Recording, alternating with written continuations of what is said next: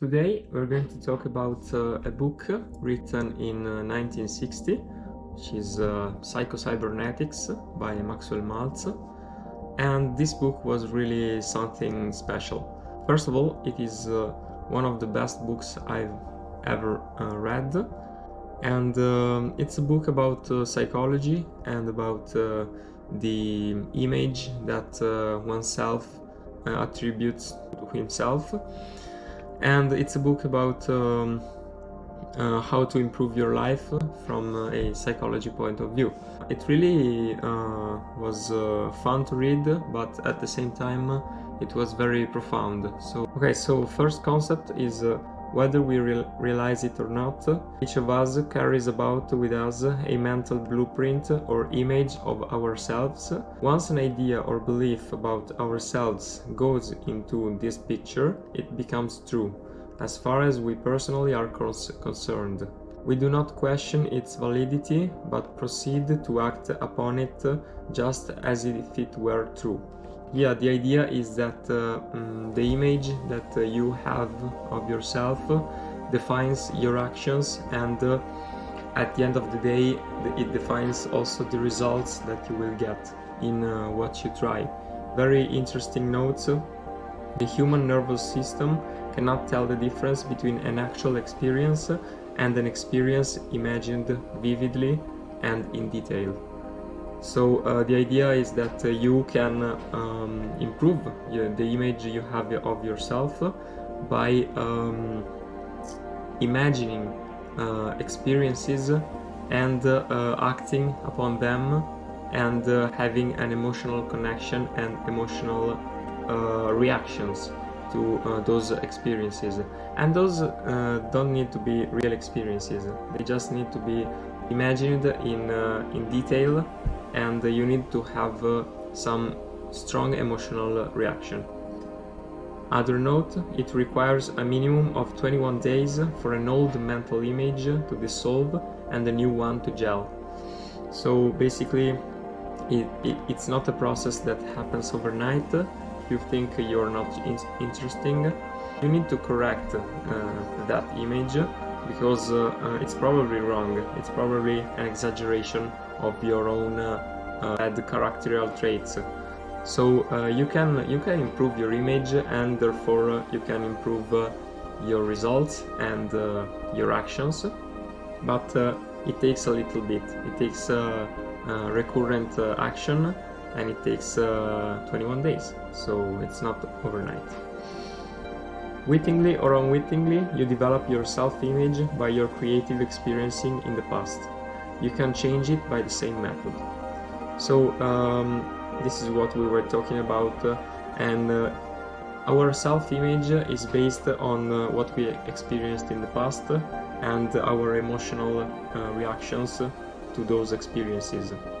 But you can do the same thing for the future. If you are experiencing something that is maybe it's harsh, it's difficult, your reactions will define the image that you have of yourself. So it's very important to use crises and difficult moments to build your emotional foundations for yourself and for your image of yourself. Positive thinking cannot be used effectively as a patch to the self-image. So positive thinking, it's not just I go to the mirror and I repeat 10 times I'm the best, okay? No, you need to give yourself strong reasons to believe that you're a good person, or to associate the image you wanted to associate with yourself.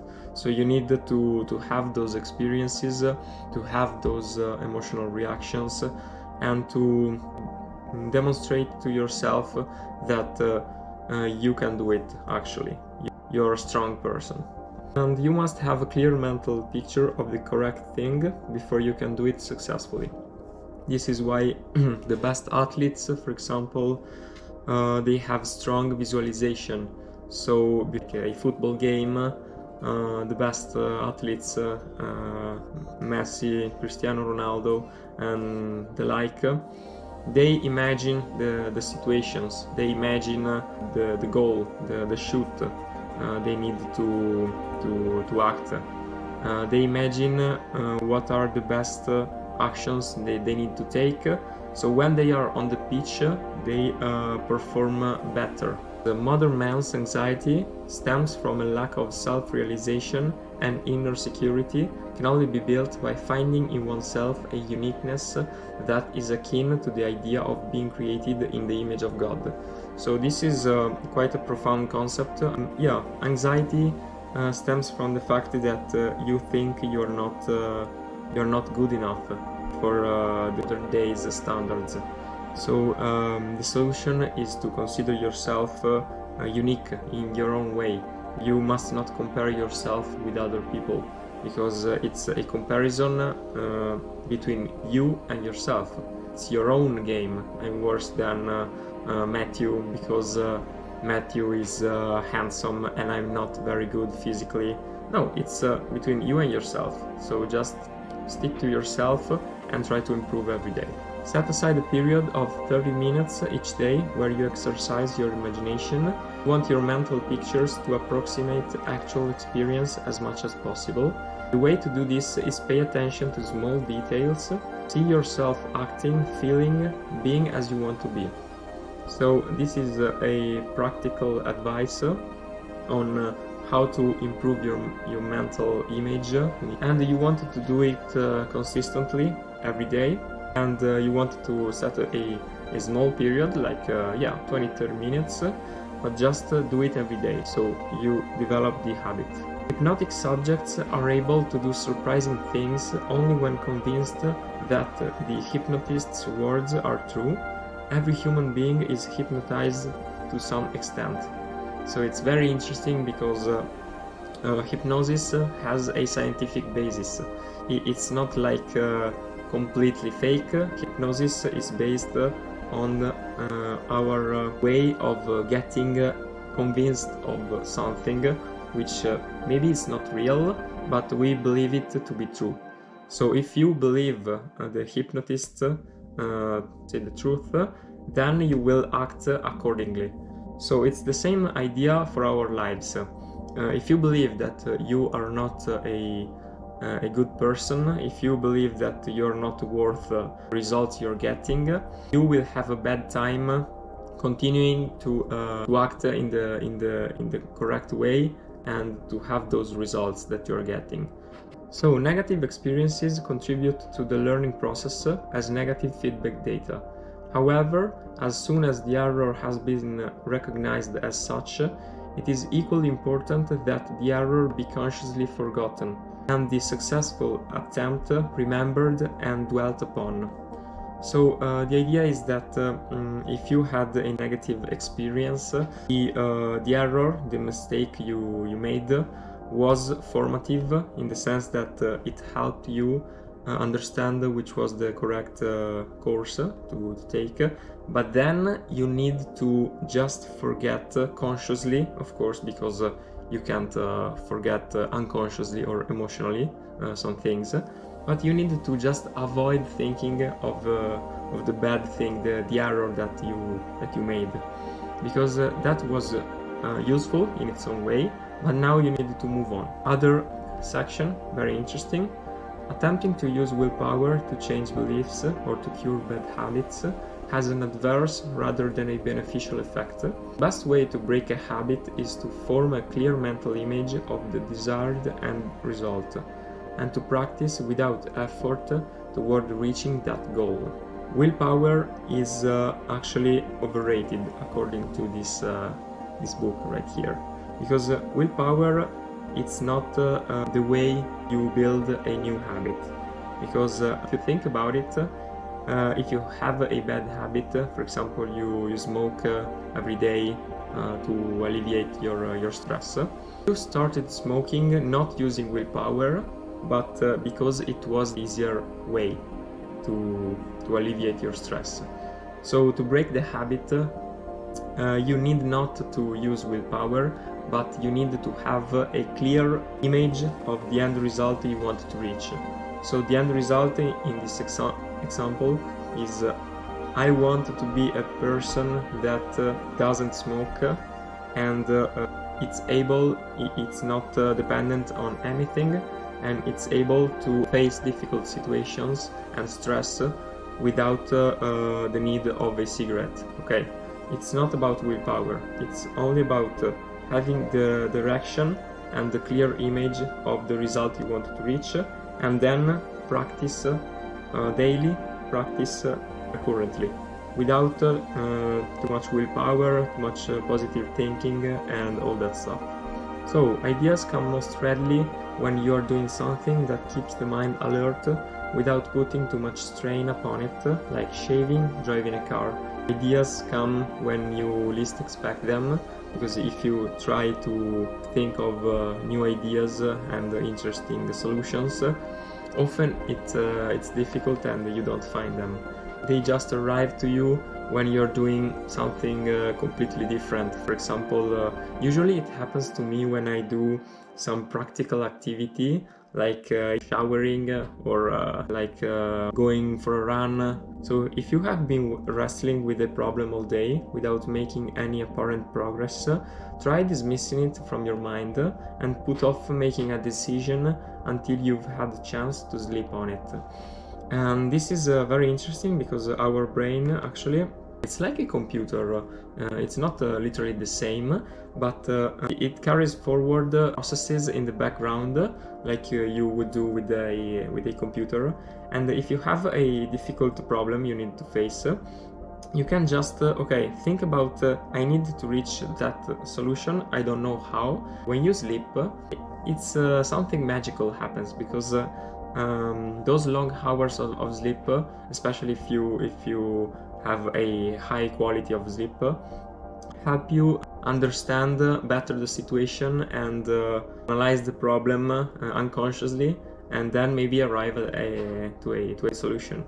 Okay, so when we are happy, our physical sense organs work better. Much of what we call immorality and hostility to others is brought by our own unhappiness.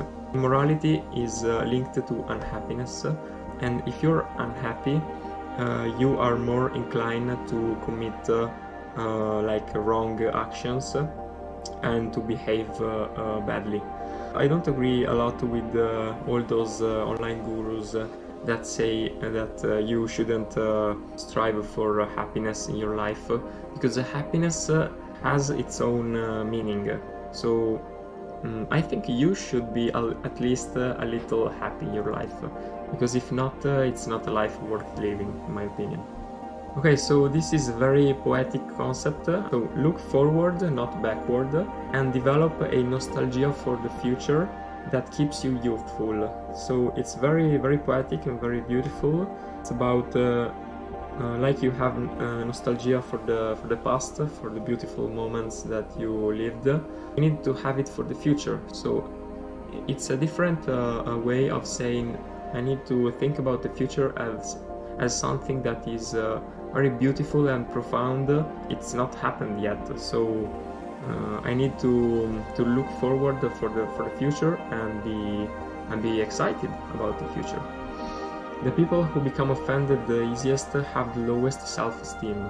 If you have a good self-esteem, you don't become offended. You know that your mental image of yourself is good, and other people that maybe criticize you, they are not influencing you that much, because you have a strong emotional foundation and a strong mental image of yourself. Differentiate between yourself and your behavior. You're not ruined because you made a mistake, any more than a violin which sounds a sour note is worthless. So you need to differentiate. You are not your mistakes, you are you. You need to have a strong, beautiful image of yourself, but then it might happen that you just make a mistake, and you don't need to condemn yourself too much or criticize yourself, but just have a rational way and a proper way of correcting your path and your direction. Okay, so the answer to aggression is not to eradicate it, but to understand it and provide appropriate channels for its expression. The idea is that aggression is a strong feeling and it's not always something negative, especially for males. It's a way to express your force and to give it all when you need it. So if you're feeling that you're very aggressive because maybe you don't have a lot of ways to express your strength, I would really suggest just to do a lot of physical activity, and for example some kind of physically heavy sport, or maybe just go for a run, but you need to just channel your strength towards a physical activity, to avoid channel it towards other people or situations where you might have bad consequences. Uncertainty is a way of avoiding mistakes and responsibility. If you are too much uncertain in all the decisions you need to take, maybe it's because you are too much fearful of potential mistakes. So just consider it. Laboratory experiments have shown that under emotional stress, very minor wounds may heal faster, but any real injury is made worse.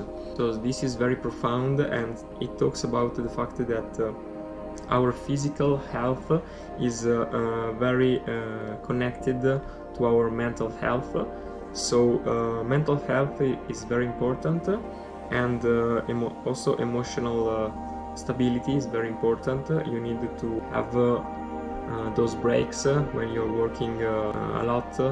You need to not always be under stressful situations, but you need to have an equilibrium in life that helps you stay healthy and reach your goals faster at the end of the day. So a man is somewhat like a bicycle. A bicycle maintains its poise and equilibrium only so long as it is going forward towards something. When there are a lot of people that unfortunately dies earlier because they have nothing to do, they are not motivated, so their life becomes meaningless. Like they are not directed to anything, they don't have goals. It's an inner force, an inner like energy that has to be directed at something, and that it's needed, especially when you know that you have something important to do. It's enough to just have more of that vital energy. So useful and beneficial feedback works subconsciously and spontaneously. Constant conscious self-criticism is defeating. So just as we talked about before, don't over-criticize yourself. When you made a mistake, subconsciously your brain has its own way of correcting itself. So you don't need just to crucifying yourself because you made a mistake.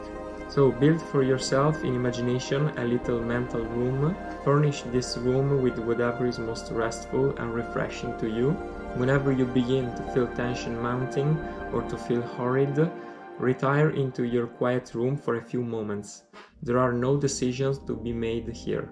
So this is a practical advice to gain a few. If you are under a stressful situation, just imagine that you have a mental room where you can retire and just be peaceful and be calm, and to gain back your tranquility. It really helps you when you feel horrid and you don't have time to analyze things, you're under stress.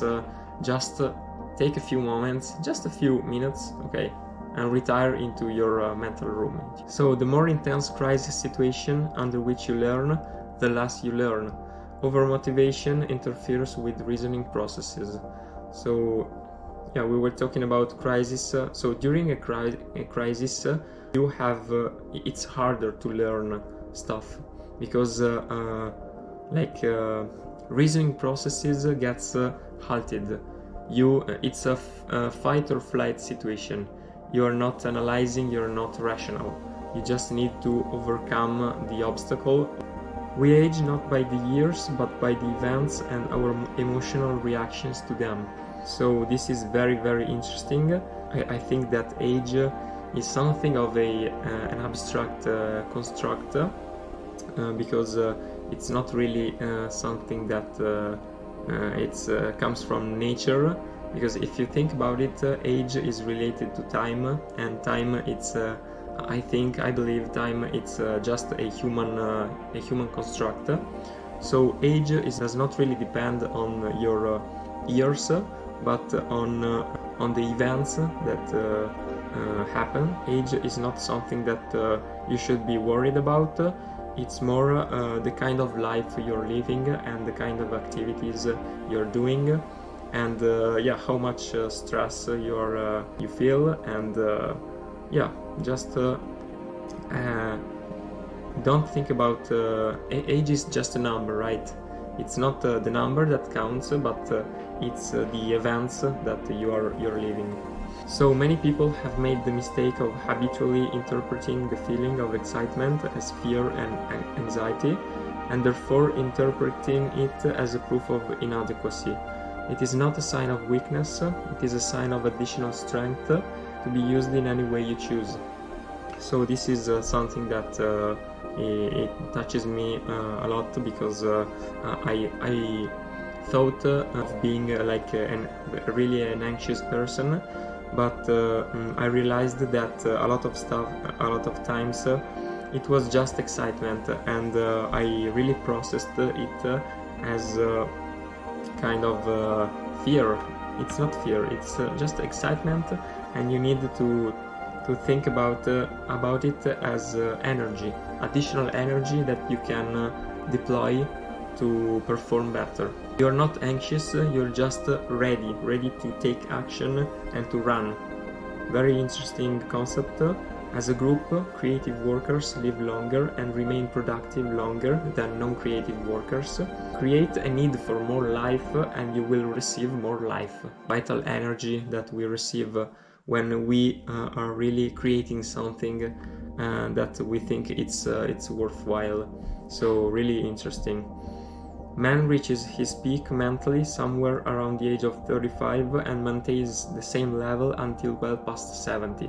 So this it's contrary to my brain capacity is for example, 25 for a male, and then it's a constant decline.